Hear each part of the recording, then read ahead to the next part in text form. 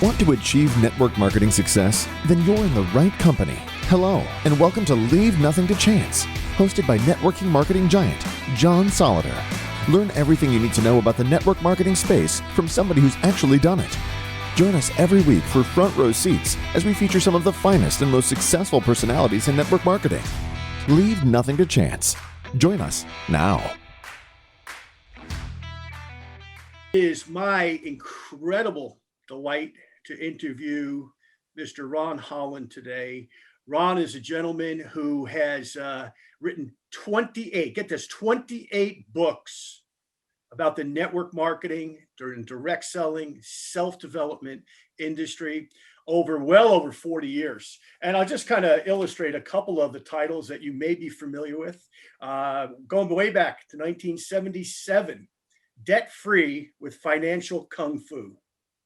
1981, Talk and Grow Rich. $1 Million Payday followed that. Turbo Success. The 22 Immutable Laws of MLM, and The Millionaire Within, just to name a few. And that's just a few of the 28 titles. And Ron, I've done 4 books over about 15 years now. So my hat's off to you, because it is a labor of love, to say the least. So it is. It really is. So 43 years ago is when you first published Talk and Grow Rich, which has certainly become a classic, needless to say. Absolutely. Yeah, I'm very proud of that book. So let's go back a ways. How long have you been involved with MLM?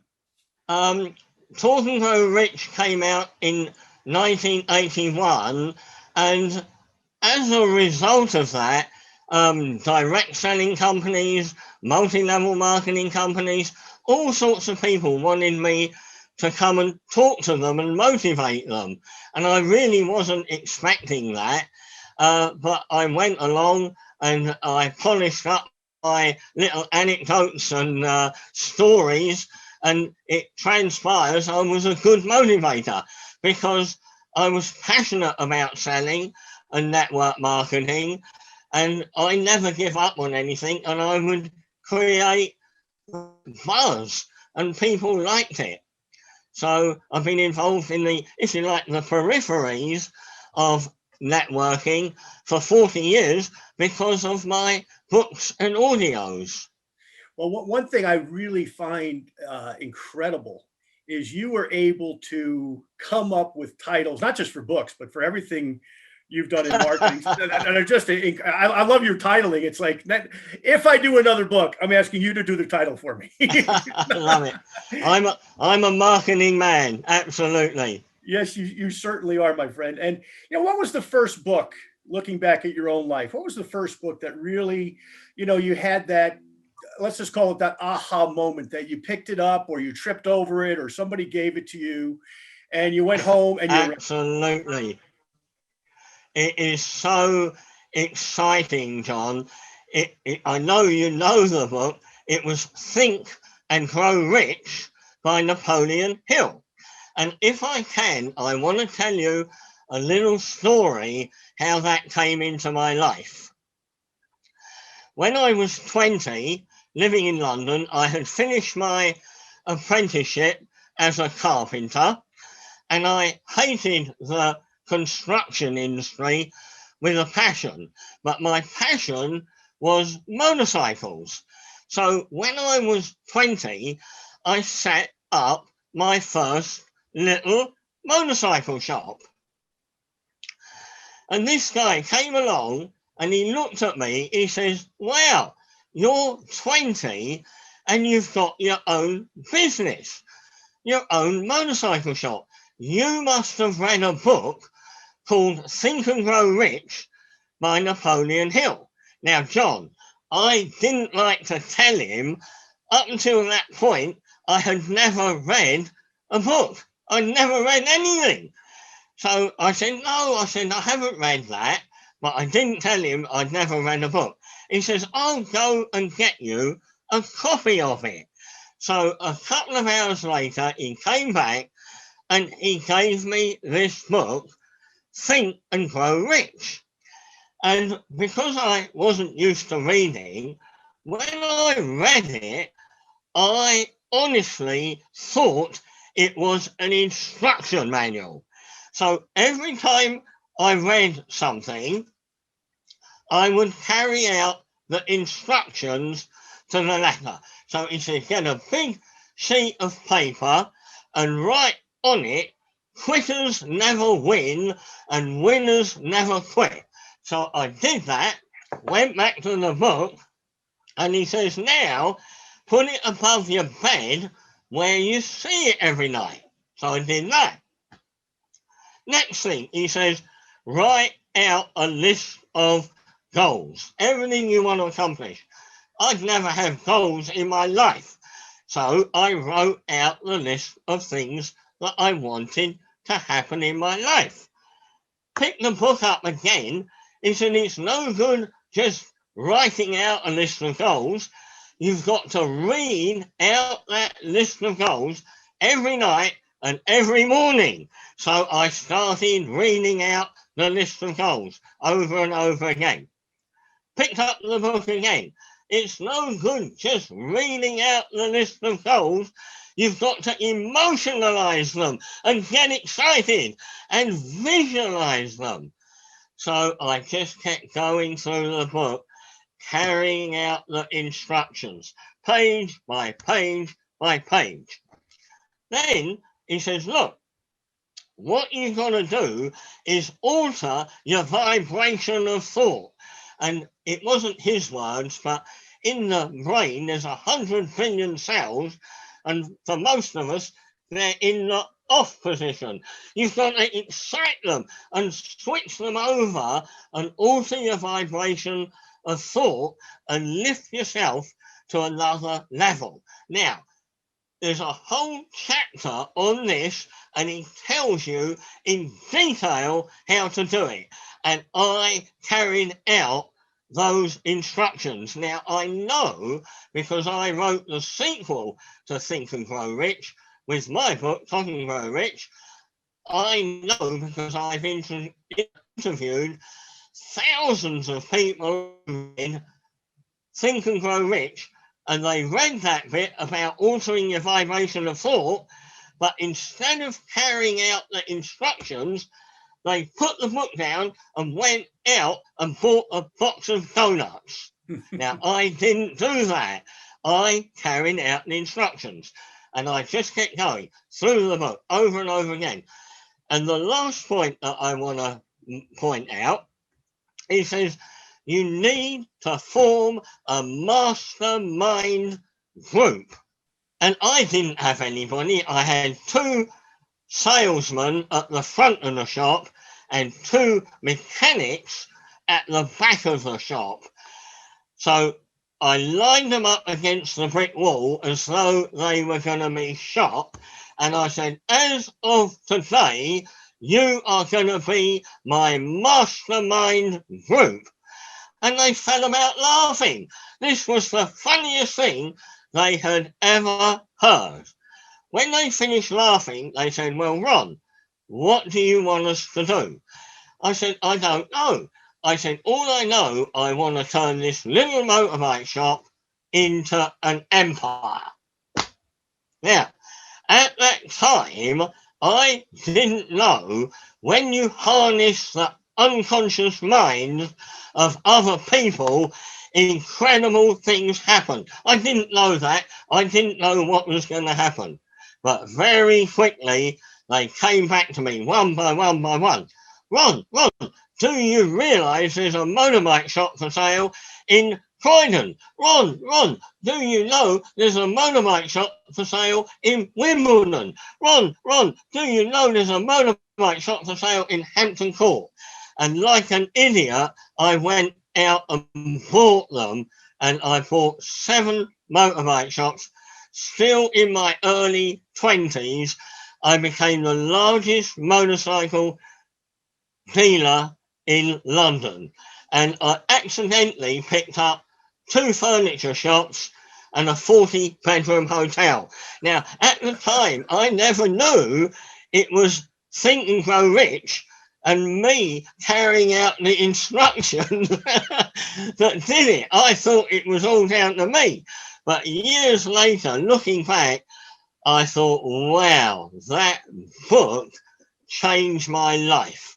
And it inspired me so much, I wrote the sequel. Incredible. Love it. But, you know, it's amazing to hear an entrepreneur's application of those principles and what happens. And, you know, it's almost so subliminal, that book. And of course, its predecessor that Waddles wrote, you know, the Science of Getting Rich. Absolutely brilliant book. Yeah. Brilliant. So let's move on a little bit. So you go from a guy that at 20 didn't read books, right, to a guy who has written a number of bestsellers. Yeah. And you've written 28 books. How many of the 28 hit the bestsellers list? A handful. I can't tell you they all did, because not all of them were mainstream, but a handful. I've done well. I think maybe 3 or 4. So what would you say inspired you to do that? Now, that's another interesting story, because I was locked in to Think and Grow Rich. And I'll answer your question in a minute, but I just want to finish the Think and Grow Rich story, because I think it is absolutely profound. In the book, at the beginning of the book, he says, I've hidden the secret of success on every single page.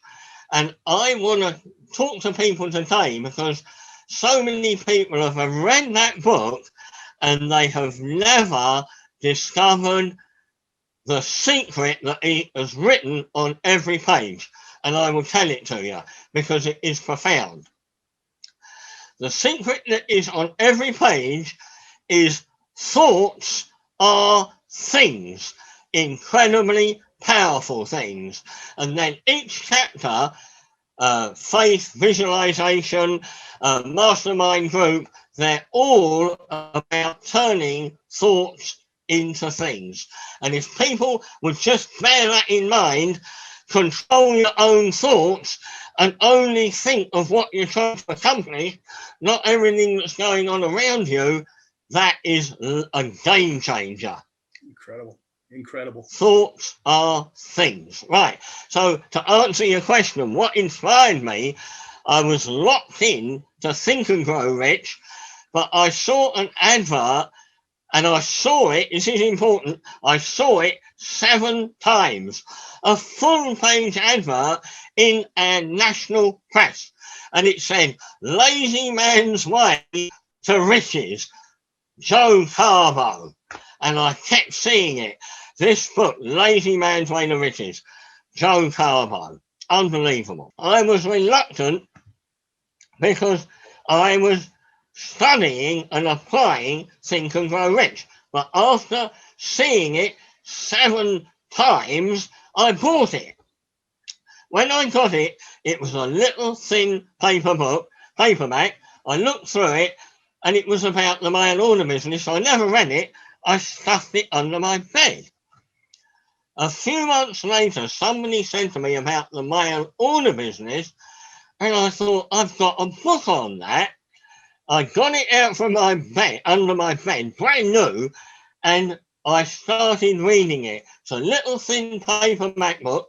The first bit of it is to do with mind power, and that was the first time I realized he talked about programming your mind, and much more clever, if you like, and less esoteric than Napoleon Hill. The second half of the book was about the mail order business. And he said, if you want a product, it's the easiest thing to do is to write a book of your own about something you're passionate about. Well, my 7 motorbike shops and furniture shops and hotel, I nearly went bankrupt and I lost all my money, and I was ever so lucky to get my first mentor, and with him on board, he helped me turn around the situation, and from practically being bankrupt, we went on to make a fortune together.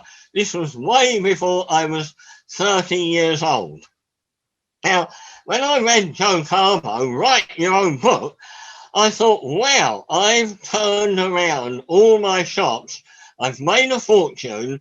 I'm going to write a book about getting out of debt and into money, about slashing overheads, increasing profit margins, cost-effective marketing. And I just wrote it. I didn't have a typewriter, a computer, no computers in those days. When I wrote it out longhand, and a girl who was working in one of my shops typed it up for me, and we got it printed, and we put full-page adverts in the paper, and it sold like hotcakes. And then I went to the original guy selling Lazy Man's Way to Riches. He was a Canadian guy, Joe Carbo's partner in London. And I said, look, why don't you sell this book to the Lazy Man's Way to Riches list? Oh, he says, brilliant idea. He loved the book. And then the thing really took off. And we got a good rapport going, and he introduced me to Joe Carbo back in America. So when I sold out my motorbike shops when I was about 30 and went to America to write Talk and Grow Rich, I looked up Joe Carbo at Huntington Beach in California. But unfortunately, on the day I went there, he was ill, but his stepson, Jay Flanagan, showed me around for the day, so I still had a fantastic day. And shortly thereafter, Joe Carbo died. But another guy impacted my life more than you know. And through my books, like Napoleon Hill, like Joe Carbo, I try to impact people's lives, right? I don't pull any punches. I tell people as it is and what they've really got to do to attain success. So let's talk about that a little bit more. So, you know, I've read some of your books. I haven't read them all. Haven't had a chance to read them all. But I'm reading right now as it's hard to see with these backdrops, but this one is called Wide and Deep, Multi-Level Magic. Yeah. Okay. And this was written back in 1981, correct? Yeah, absolutely it was, yeah. And I think I texted you over the weekend, Ron. I said, what was so amazing is how ahead of your time you are in your writing. Because I read this stuff and it sounds to me like somebody who wrote it in the last 5 years. But I'd like you to talk about... Absolutely. love you to talk about SSS, okay? Silence, yeah. Stillness, and solitude. Silence, stillness, and solitude. All, you know, any of those words, you know, you or I or any marketer could probably talk about for hours, but talk a little bit about that. Talk a little bit about that as a concept, if you will. It is absolutely amazing you asked me that, John, because I told you I nearly went bankrupt with my 7 motorbike shops, 2 furniture shops, 40-bedroom hotel. I nearly had a nervous breakdown. And I think probably before I was lucky enough to meet my first mentor, I really did think I was going to go bankrupt, have a nervous breakdown. I had the weight of the world on my shoulders. And I went out into the countryside, having walked many times I'd be in tears. I had all sorts of legal problems, summonses coming in, creditors putting on pressure, people threatening me. It was absolutely terrible. And I went out into the country for days at a time and just sit there meditating. And I didn't really know what I was doing, but eventually the pressure started to build. And I'm pretty sure soon after that, I got myself in a better state and accidentally met this mentor. And he came into one of my furniture shops, not one of my motorbike shops, and sold me a lot of furniture. We became friends. He said, look, he says, I know you've got 7 motorbike shops, 40 bedroom hotel. But he says, he was a lot older than me. I was under, I must have been 26 or 27, something like that. He says, I can sense you've got the weight of the world on your shoulders. And the truth is, the next day, I was going to go bankrupt. So I did a deal with him, and he mentored me out of this situation. And he was into meditation and all of this good stuff.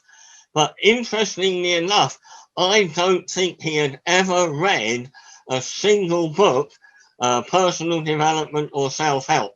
He was just an intuitive guy. He understood business inside out and backwards. But ever since those early days of getting in trouble, that silence, stillness, and solitude, even to this day, has held me in good stead. And over the last 40 years, that book has sold in many, many different languages all over the world. And it's that one chapter that people write in and say, silence, stillness, and solitude did it for me, turned my life around. And people don't realize I have been written up as a business guru and a mind power guru, but I always say mind power wins every time over business acumen. If you can get the mind still enough, you will hear the ideas coming from the depth of your unconscious mind.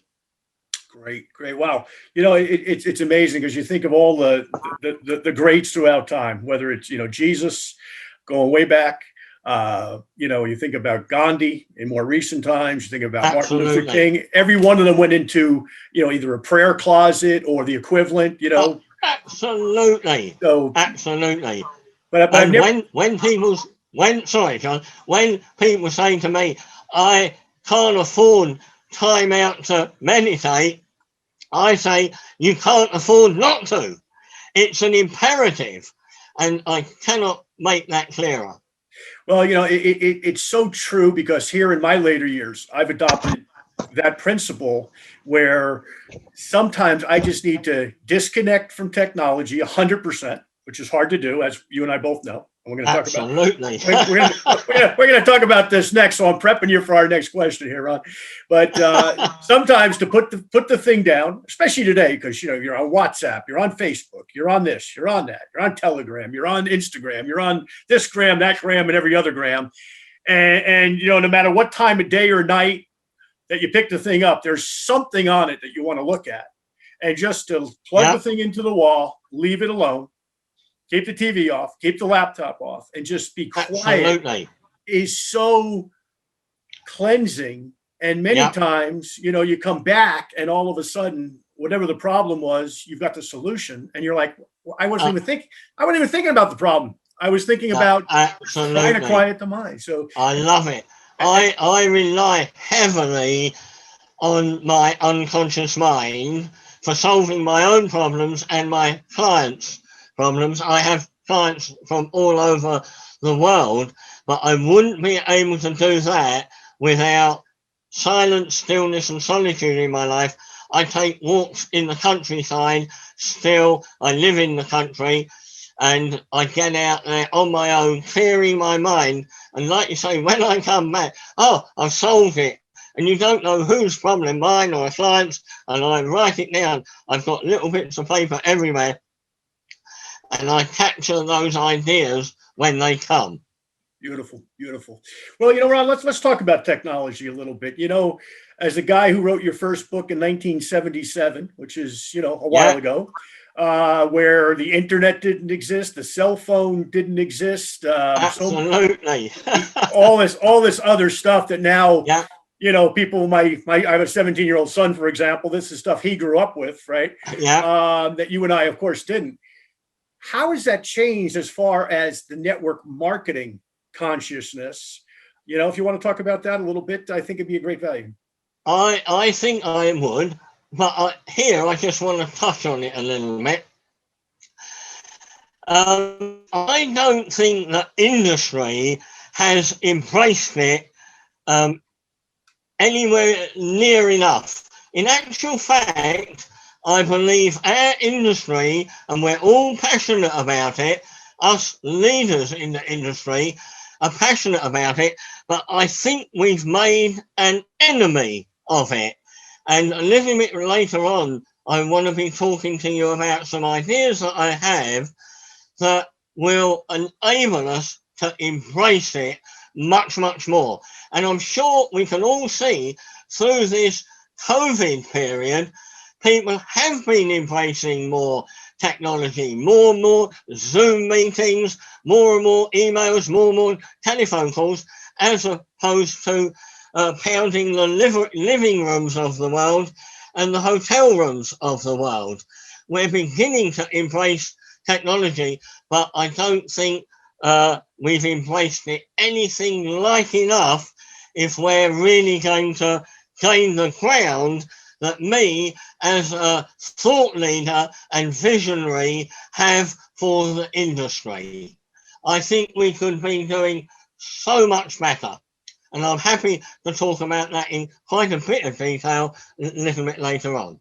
Great, great. So let's talk about this a little bit. I was fascinated with your cash flow magic formula. So for our listeners' sake, how does it work? Well, you're going to be fascinated because as a young boy, intuitively, kind of 10, 11 years old, I used to do paper rounds, delivering milk, cleaning the silver for the woman down the road. I used to do odd jobs.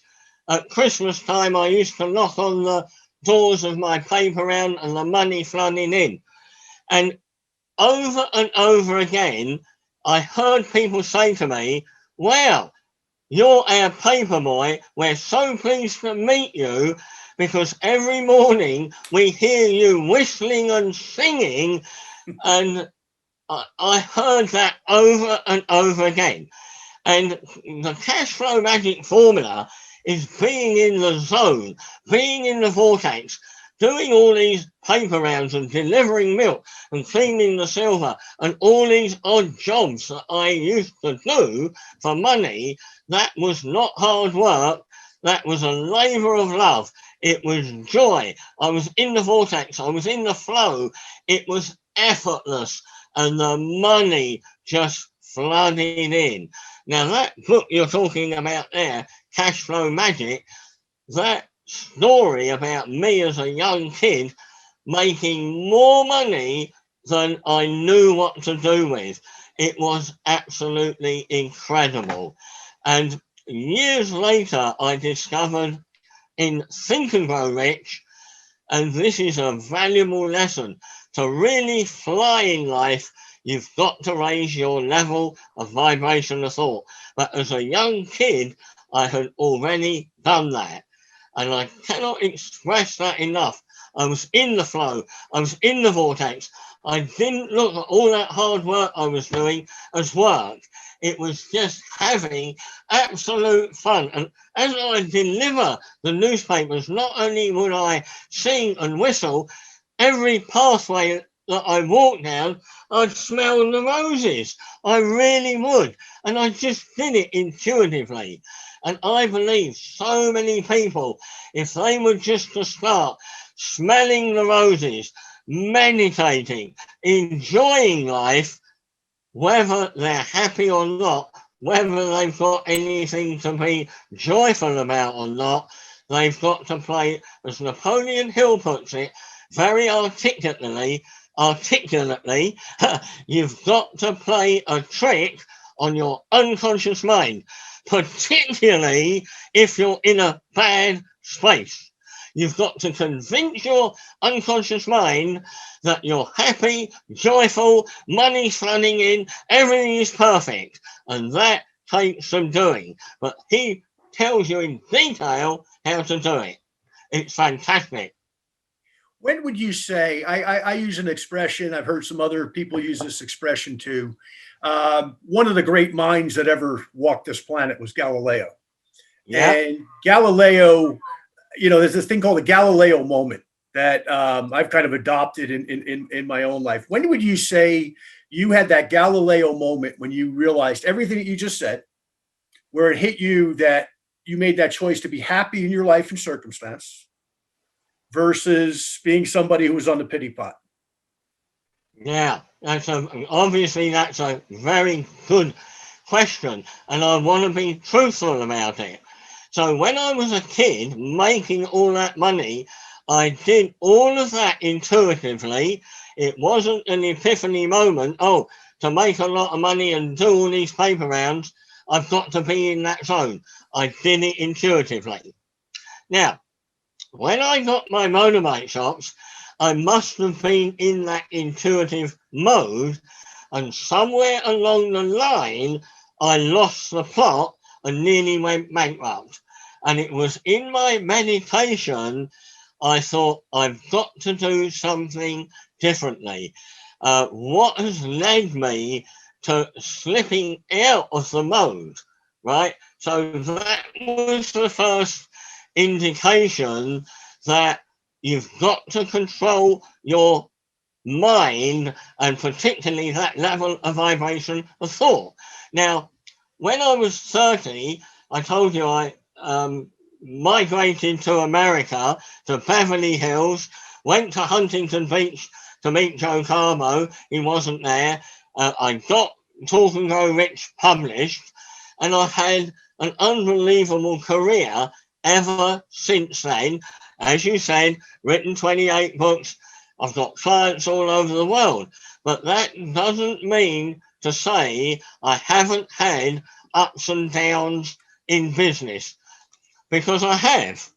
And every time I go down, I have to give myself a real wake-up call and get myself back in the zone. And I know loads of people who've had up and down careers because they slip out of the vortex, they slip out of the zone, and they start vibrating like a normal human being. And I know to fly and succeed and excel, you've got to raise that level of vibration of thought. And Napoleon Hill takes you through all the levels and tells you ways to even reach genius. Now, I don't know if I've ever reached that level of thought, but I certainly know how to vibrate at a very high level. And I'd like to say, I got hit with throat cancer about 18 months ago, and I nearly died. And it was only because I raised that level of vibration of thought, and I fended off the illness, of course, with the chemotherapy and the radiation, but I didn't let anything get me down. And when the doctor said, "You've got cancer," I said, "Fantastic. Now you've told me that, I know how to deal with it. End of story. When can we start treatment?" And that was it. And I never looked back. And people now, my clients, can't believe me. And all through the radiation and chemo, there was only one meeting I missed with a client because I was really, really ill. But every other meeting, even if I was having the chemo, I would still take that call with the client. So all over the world, clients are saying, "Aren't you meant to be in hospital?" I said, "I am in hospital. So what? Let's go." Because I was vibrating at that level. And you don't think I'd let cancer reduce that vibration of thought?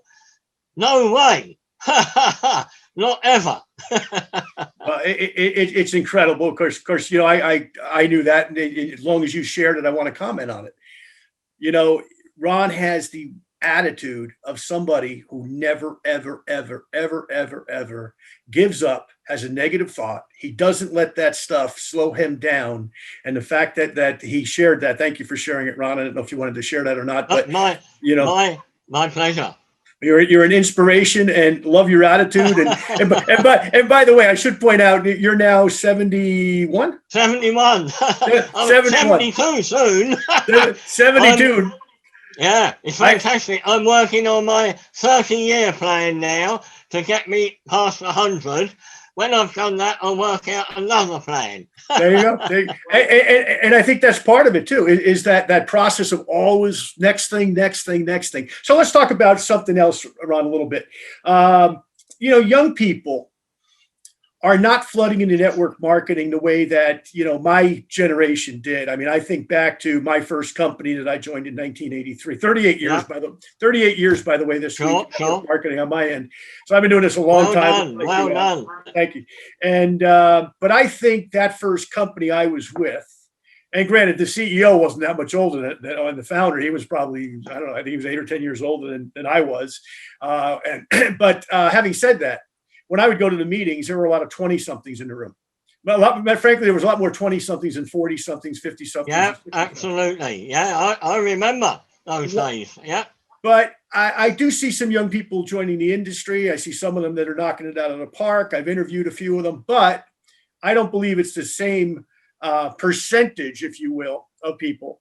So why do you think, number one, that's not happening the way it should be, especially given all the circumstances of the pandemic and et cetera, not a lot of opportunity per se out there in the traditional business world, right? A lot of these people are well educated, by the way. They can take the iPhone and launch the space shuttle with it, but they're living on mom and dad's couch or spare bedroom, right? And a lot of them are good young people, good people, and they're kind of lost. So how do we get them to understand what we do, number one? And second, in that, why do you think they're not joining? And how can we fix that? How can we make that subtle little adjustment to start to get some of these younger folks in this industry? And I'm going to be quiet and let you give us your words of wisdom. Well, I think that's the $60,000 question. But allowing for inflation, it's now the $1 million question, and it's a cracking question. And obviously, I've got some ideas that I'd like to share with you. Obviously, young people these days are caught up with their mobile phones, their tablets, their computers, internet marketing, social media, Twitter, Instagram, it goes on and on and on. And I just believe there has been a real shift, and it's a lot to do with language. And don't forget, I'm 71. I am old school, and I recognize that. But a lot of my life, I have spent in the IT arena, and indeed I run an IT company even now that I'll mention later. But we've got to find a way of using language that the younger people understand and can relate to. And I'm sure you realize that I am an expert for 40 years now on right and left brain thinking. So it's an interesting thing, John. When I came into the personal development industry, the big thing, I mean, really big, and all of the books, all of the talks, was teaching people how to visualize. Visualize this, visualize your goals, how to visualize. And I want to explain why. Because most of the people my age, and even people now 50 and 40, are predominantly left brain thinkers. And the left brain is the language center. And if you like, for the last 2,000 years in the West, we're not talking of the East, we're talking of the West. In the West, teaching has been predominantly a left brain activity, with a teacher at the front of the room talking to the students, educating them. We have thousands and thousands of libraries all over the world fill up with books, millions and millions of books, and to all intents and purposes, there's not a picture in any of them. So for the last 2,000 years, teaching has been absolutely predominantly directed toward the left brain. Words. Now, not all that long ago, I gave a kid a book and he flipped through it and he said, Ron, I couldn't read that. There's not a picture in there. And he gave it back to me. And that was an absolute wake-up call. The last 20 years are now becoming predominantly right brain thinkers because everything they're doing is predominantly in pictures. They're watching games, they're watching YouTube, everything they're doing is picture oriented. So they don't even realize it. And certainly teachers in the education system don't realize it, but they're becoming predominantly right-brained. And us old people, if you like, in network marketing, because we're left-brain thinkers and we're trying to talk to young people who are right-brain thinkers, it's not working. There's this tremendous mismatch. It's like English and Chinese. And we've got to find a way of connecting with these young people. So young people, when they watch all these video games, their experiential storage is very, very different to the experiential storage that me and you had as we were growing up as kids. And I'll give you a couple of examples. When I was a kid, 10 or 11, we used to have real motorbikes and real cars, and we used to race them around the field, round and round and round. And sometimes we'd crash them or come off them, and we might even get seriously hurt. When I was a kid, we had real guns that when you shot them, you could kill a rabbit or a bird very, very easily. And our parents were always saying, do not point that at another kid because you could take his eye out or you could even kill him if you're not careful. But if you think about it these days, the children growing up with all these computer games, when they're playing a racing car game or a racing motorbike game, the experiential knowledge they're getting put into their minds is very different to the experiential storage that I have in my mind. When they play a war game with guns and knives, they can kill 30 people, 3 people, 300 people, and at the end of the game, all they've got to do is reset it. But the experiential storage they've got is very different to mine, playing with real guns and knives where you could do real damage. Now, you might be thinking, well, why does that matter to us people in network marketing? It matters a whole lot, and I'll tell you for why. We're talking to them about having meetings, a business opportunity, the products. They're drawing on totally different experiential storage, and they're trying to process that. And it's very, very difficult for them to connect the dots. The other thing is, because they're predominantly thinking in pictures and we're talking to them in words, they transmute those words into pictures very quickly, and because they're seeing what you're telling them in pictures, suddenly they're way, way ahead of you because they can see the complete picture and you haven't even got there.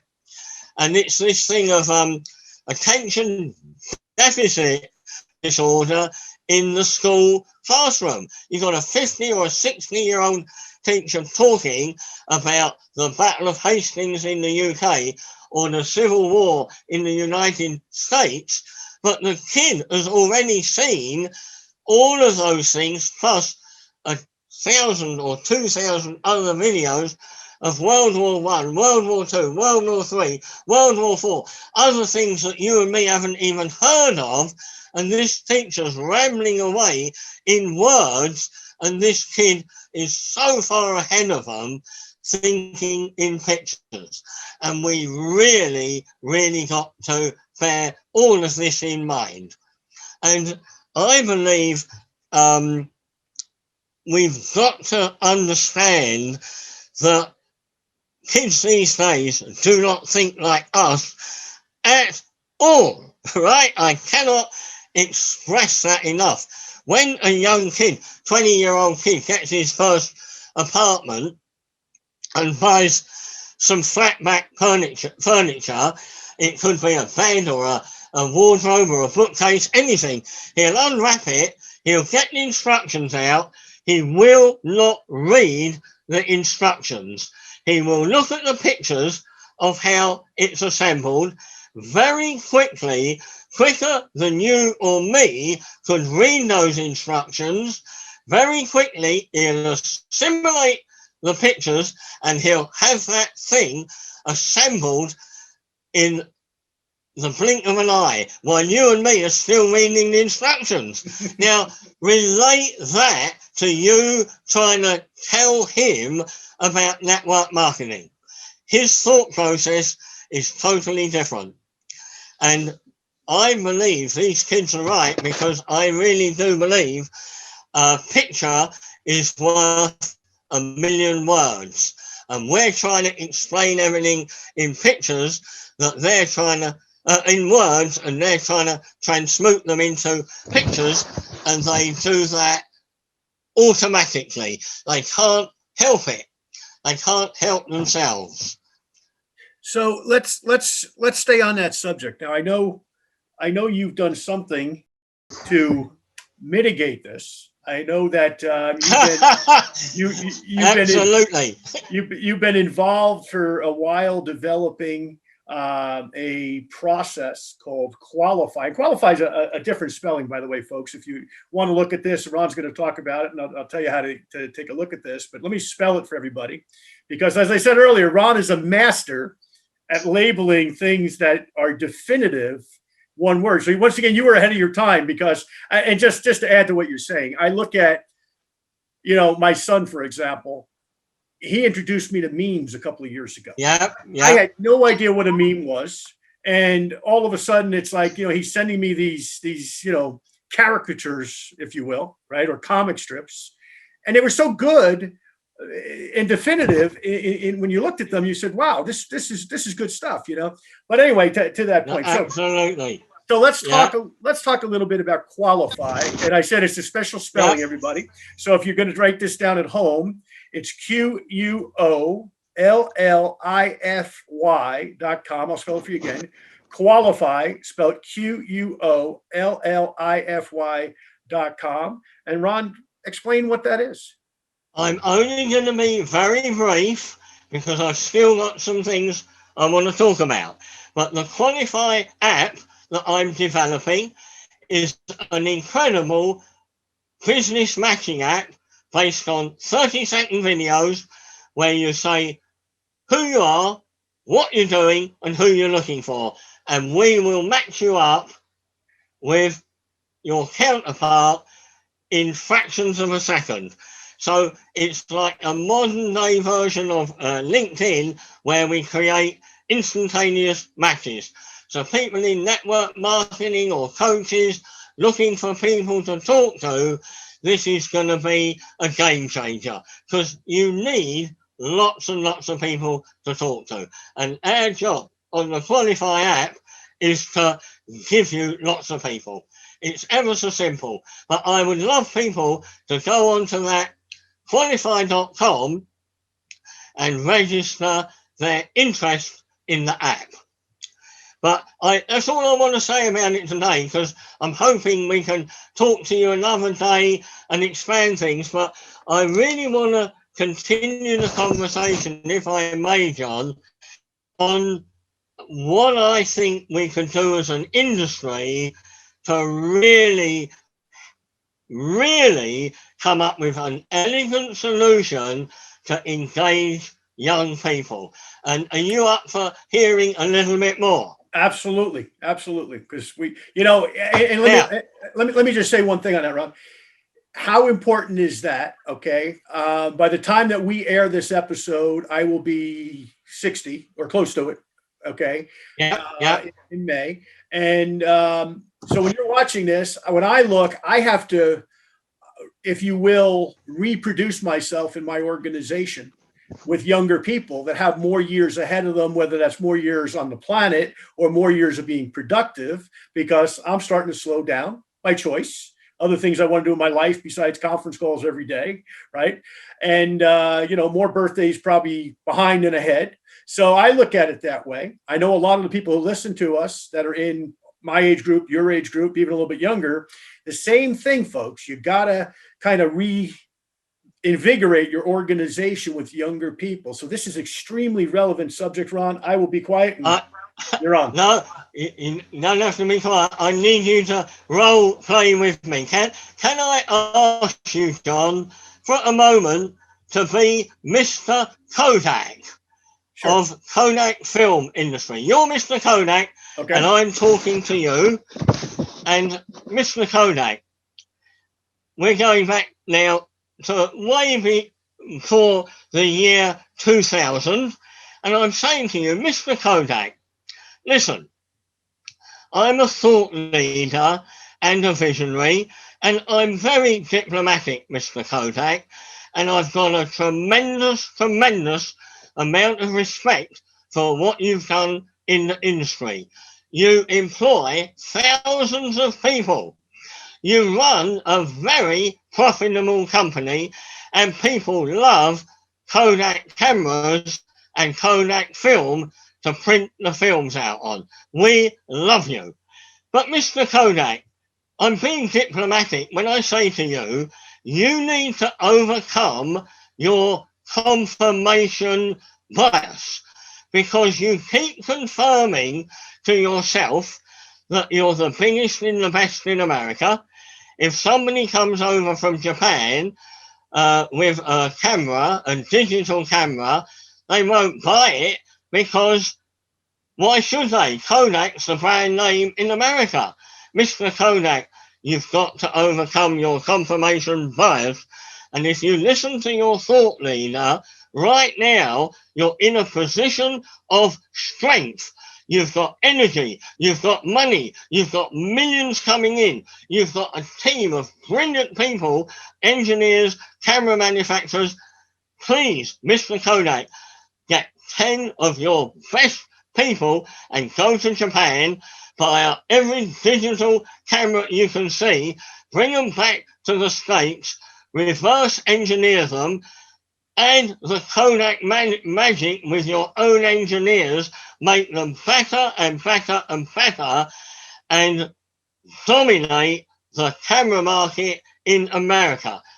Please do that, Mr. Kodak, before Fuji run rampant all over the United States and sell their brilliant little digital cameras.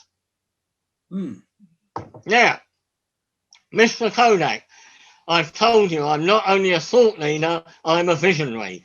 And I believe, I don't know the guy's name, but I believe one day a clever guy will come up with a mobile telephone that on it will have brilliant music, it'll have the internet, and it'll have everything you want on there, much more than the phone. People will love it. But Mr. Kodak, I'm telling you, because I'm a visionary, in that mobile telephone will be a camera. It might not be as good as the Kodak camera, but it'll put a camera into billions of people's hands, and people will be taking millions and millions and millions of photographs, and they won't be printing them all out on your Kodak paper. They'll be emailing them to each other. And when people receive thousands of pictures of the holiday snaps or the grandchildren, they won't print out millions, they'll print out just one or two. Please, Mr. Kodak, listen to me as your thought leader and a visionary. Now, Mr. Kodak, you didn't listen to me, and now we're in 2012, and I'm very sad because I was diplomatic with you, and I shouldn't have been. I really should have jumped on you and made you follow my advice. But now what's happened, you are now one of the biggest bankruptcies in America, 500 million, and it was so bad you've had to sell off most of your patents. It's a disgrace, and I feel very sorry for you, Mr. Kodak. Now, let's move on, Mr. Kodak, to 2020. You've gone out of the bankruptcy thing, and your value of your company is now $500 million, and you've lost the name and the brand in America. But now let's look at Fuji. Their valuation is $22 billion. And I warned you, Mr. Kodak, very diplomatically, but you did not listen to me. Now, Mr. Kodak, now I want you to be a foil and a sounding board for an industry that I'm passionate about. It's the network marketing industry that I've been involved with for over 40 years.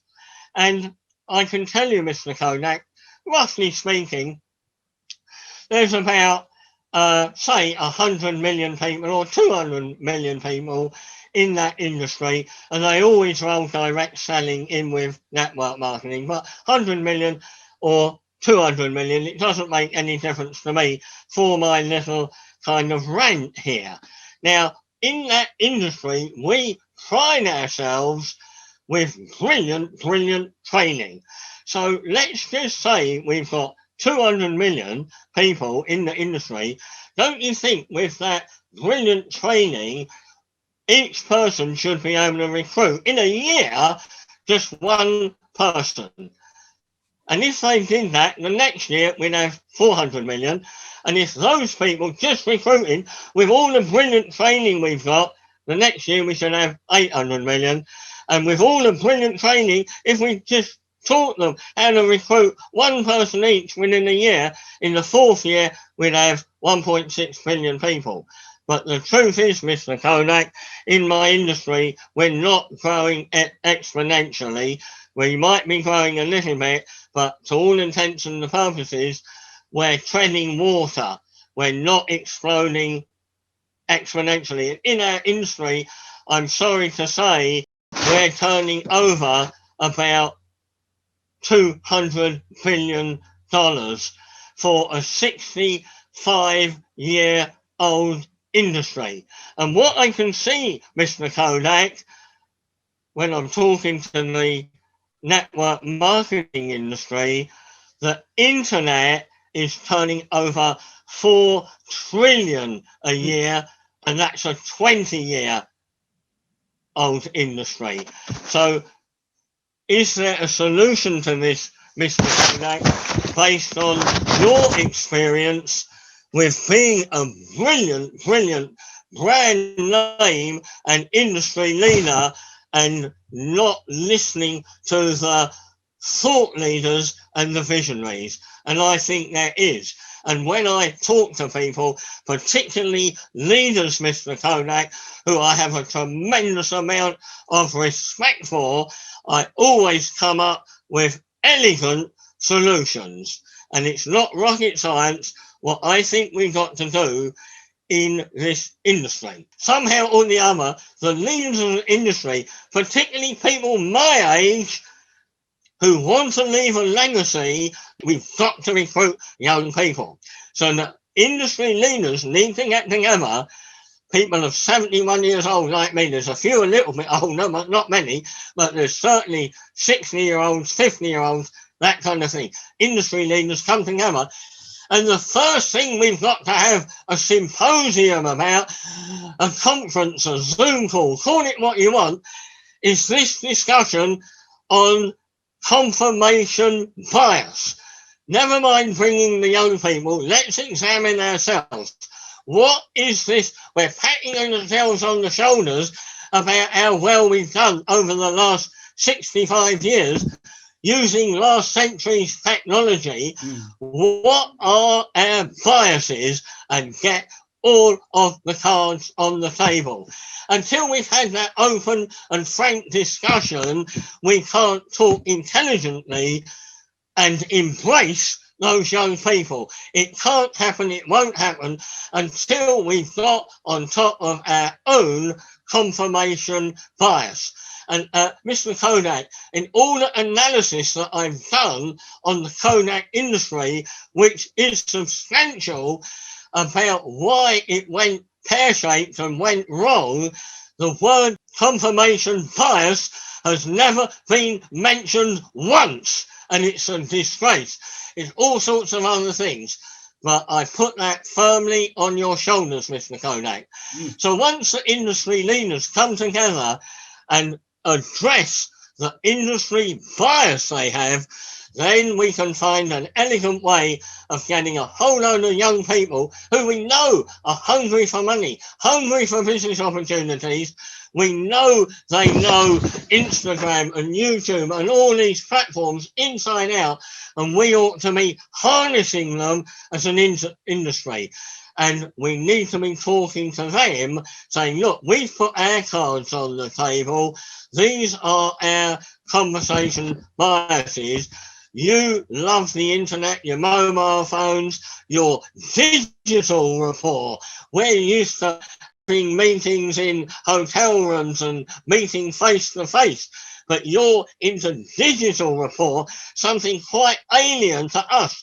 Well, explain it to us.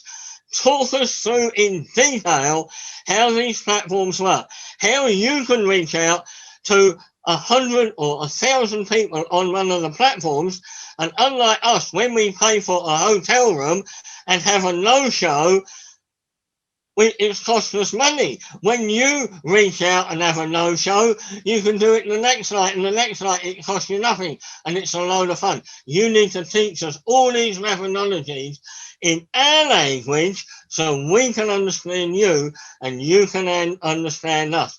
But we want to embrace you and your technologies, and we're not going to run our way, our outdated mode of doing things, running it down your right brain in our left brain mode. So that is it in a nutshell, but I think I have proffered an elegant solution, Mr. Kodak, to an industry that I am passionate about. And I hope you can give some advice to that network marketing industry where you never took the advice from a thought leader and a visionary, and hopefully you'll say that they ought to. Wow. That's my rant over. I love it. I love it. And you know, Ron, you're absolutely right. And whether it's Kodak, and there's so many other examples in so many different industries that, you know, I mean, just, you know, Dr. Jim Collins, who I'm sure you know, Good to Great, Built to Last, etc. Spent some time with Dr. Collins a number of years ago. And, you know, he did that comparison between great companies versus good companies. Well, some of those good companies have just disappeared. No, they're gone. Absolutely. They're gone. I mean, they're not even, you know, their name might exist and they might do internet John, stuff. I agree. And sadly, Kodak was in a brilliant position to go to Japan, get the samples, do the research, spend millions making them even better, but he couldn't see it. They didn't do it. But, you know, to that point about network marketing, folks, you know, if, you know, and I can only talk about myself here, Ron, getting to the age that I'm at. When I look at it and I say, I have to replace myself organizationally in terms of leadership, right? If I want to be earning an income still from my current business 10 years, 20 years down the road, I need younger people that are going to have all the reasons to do well, like Jim Rohn used to talk about, that young guy that's starting a family or a young woman or young couple. And we need to replace them, but we have to be attractive to them where they don't look at it and say, you know, this is Chinese to me and I speak English. It doesn't make sense. And that's exactly what you've got it laid out. Absolutely. And I believe, absolutely passionately believe, if we get together as a team and bring those young people in, we can solve that before it's too late. The same as Mr. Kodak going to Japan, getting some cameras and getting his mind around it. He could have more than solved it, but he didn't. And I believe we can. Well, you know what? We'll continue to have the conversation and dialogue. We've got some great other people we're interviewing that have similar thought processes, and we're going to put them together because part of doing this podcast, the Leaving Nothing to Chance podcast, is to talk about relevance, how we continue to be a relevant industry, and more importantly, and to Ron's point, how we grow the industry. So this is John Solleder. Leaving Nothing to Chance is the name of the show. We're on every single Tuesday. Ron, I want to thank you. Ron, where do people get your books if they'd like to get some copies? At the moment, mostly on the internet, but I'm hoping that we can really start ramping that up now. Now that I'm back in the saddle and I've got the cancer behind me, I'm putting myself out there again, and we'll have publishers and all sorts. It's been an absolute pleasure being here with you, John, and look forward to seeing you soon. It's been a privilege. Thank you for listening to this week's episode of Leave Nothing to Chance. If you want to know more about what it takes to succeed in the network marketing space, join us again next week for another amazing episode. For additional resources and to connect with John Solleder, visit leavingnothingtochance.com. Don't forget to leave a review, and we'll see you next time.